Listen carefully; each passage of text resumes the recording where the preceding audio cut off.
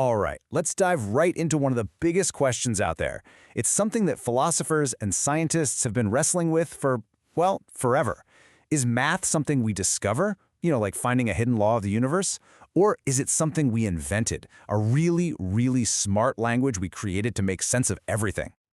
So let's start with this really cool, kind of provocative quote from the mathematician Leopold Kronecker. God made the integers, all the rest is the work of man. What he's basically saying is that, sure, the idea of counting things, 1, 2, 3, that might be fundamental. But everything else, all the complex, beautiful, and sometimes weird stuff we've built on top of that, that's all us. It's a human creation. This quote just perfectly sets the stage for the whole debate. Okay, so let's really break this down. Invented or discovered? It really boils down to two big camps, right? On one side, you have the people who think math is an objective truth that's just out there, waiting for us. On the other side, you've got the view that it's a powerful tool, a language that we humans came up with to describe the world we see. So what does this actually look like? Well, if you're in the discovered camp, you believe that things like pi or the rules of geometry exist in some abstract sense, completely independent of us. We're just the explorers who find them. But if you're in the invented camp, you'd argue that these are just concepts we made up. They're part of a system, a language we built that just happens to be insanely good at describing how the universe seems to work from our perspective. Now, for today's explainer, we're going to really dig into that second idea, the case for math as a human invention. So let's follow that line of thinking and see just where it takes us. Here's the thing. If math were some perfect cosmic truth we just stumbled upon, you'd expect it to be, well, perfect, right? But it's not. It actually has some flaws, some shaky foundations that mathematicians have argued about for a long, long time. And then you get these weird artifacts, like the concept of different sizes of infinity. I mean, what even is that?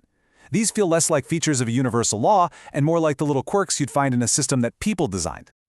And this gets us to a really crucial point, the idea of mathematical models. See, the argument goes that we're not actually modeling reality itself. We're creating these abstract systems, algebras, geometries, you name it, that just happen to behave like the things we see in the real world. It's like a map. A map is incredibly useful for navigating a city, but nobody thinks the map is the actual city, right? It's a description, not the thing itself. To really wrap our heads around this, the source material we're looking at uses this brilliant analogy, thinking of mathematics as this grand, sprawling cathedral of ideas. Yeah, mathematics is like a cathedral. It's this huge, stunning, complex structure that generations of thinkers have been building for thousands of years. It's totally awe-inspiring, but, and this is the key part, it had to be built. And think about how a cathedral comes to be. It doesn't just appear. First, someone has to imagine it. Then you've got to design it, drop the blueprints. Then comes the hard part. You have to actually build it, stone by stone. And only after all that human effort does it finally exist. The argument here is that math is the exact same way. It's a product of human imagination, design, and construction. But here's the absolute kicker, the big difference. A physical cathedral is made of stuff, stone, glass, wood. But mathematics is built out of pure ideas and symbols. It's this magnificent structure we've built, not on the physical world, but inside our collective minds. So if we accept this idea, that math is this cathedral we built in our minds, what does that actually mean for our understanding of reality itself? What's the takeaway? This table lays it out pretty clearly. According to this invention view, math has incredible descriptive power. It's the best language we have for talking about the world from our human point of view, but it doesn't have true explanatory power.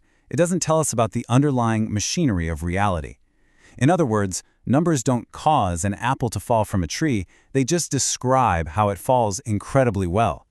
And that leads to this pretty mind-bending thought. The universe was humming along for billions of years before we ever showed up and invented calculus. Reality, it seems, might not need our mathematical tools at all to just be. Our math is for us, but the universe itself just keeps on doing its thing. So, remember where we started? With Kronecker's quote about God making the integers? Well, here's the modern counterpoint that really sums up the whole invention argument. God and numbers have no relation. All symbols are the work of man. It's a pretty bold claim that the entire shebang, from 1 + 1 all the way to the most complicated physics equations, is all us. It's all human. And that leaves us with one last thing to chew on. If math really is our invention, this beautiful, intricate cathedral of ideas that we built ourselves, then what is reality actually like? Without our human-made lens to look at it through. It suggests that the true nature of the universe might be way, way stranger and more mysterious than we can even begin to comprehend. Something to think about.